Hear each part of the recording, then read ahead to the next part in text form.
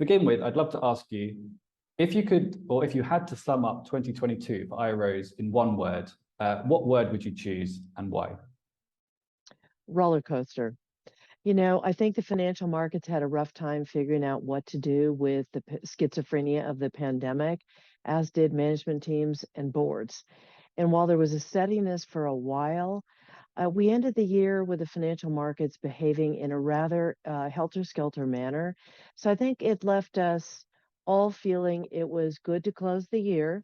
Not sure that we're on steady footing starting 2023, but always nice to hit the refresh button.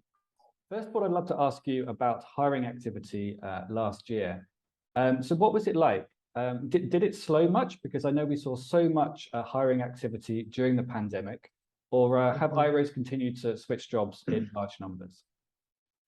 Well, I think in reality, Tim, there's never a slowing in talent acquisition at the leadership levels of companies.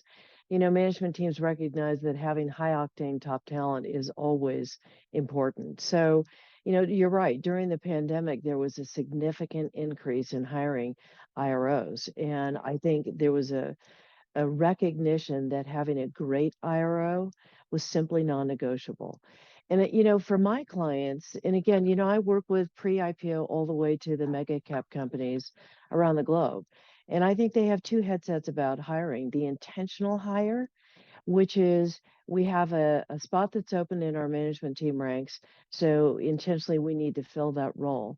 But there's also the opportunistic headset where my clients are excited about talent that they may not have thought about, but when great talent's in front of them, they really have started to create roles for people and bring them on board. And I think that's an interesting kind of turning point, especially for the IRO, because there's such a breadth of backgrounds of IROs that maybe one or two candidates in the panel don't fit classically in that top IRO spot, but they would be great in strategy or in some other role within the company. So I think that the notion of hiring top-notch professionals, whether there's a place on the org chart or not, is a real positive coming out of the pandemic. And maybe just a quick additional question on 2023. We're seeing, there's a lot of predictions about recession. I think that's, something that executives are talking about a lot.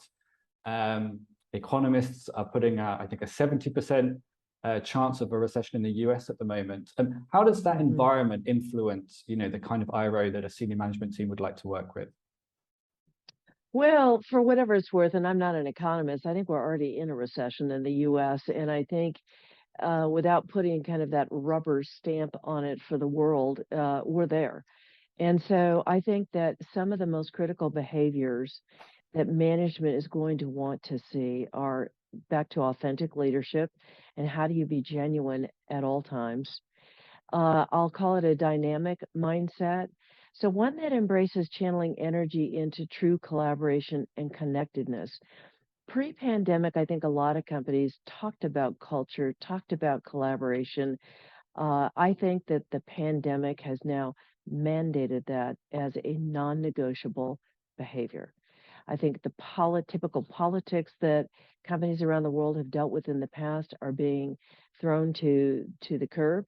And I think that dynamic mindset of how do I serve as a collaborator within the organization on all topics is critical. I think broad thinking, so leveraging broad knowledge to serve as a partner with the wisdom that extends beyond IR. So superior judgment across all topics is another behavior that's become amplified. And I would also say organizational influence and awareness. And I've talked about that for decades. But, how can an IRO pioneer different thinking with not just management, but the overall organization? And that goes to one's own unique headset and being a genuine thought partner whose influence can be viewed as a valuable asset, not influence for upward mobility on the corporate ladder, but influence in the right manner. And I think those four areas are going to become, again, a non-negotiable set of behaviors that management teams expect.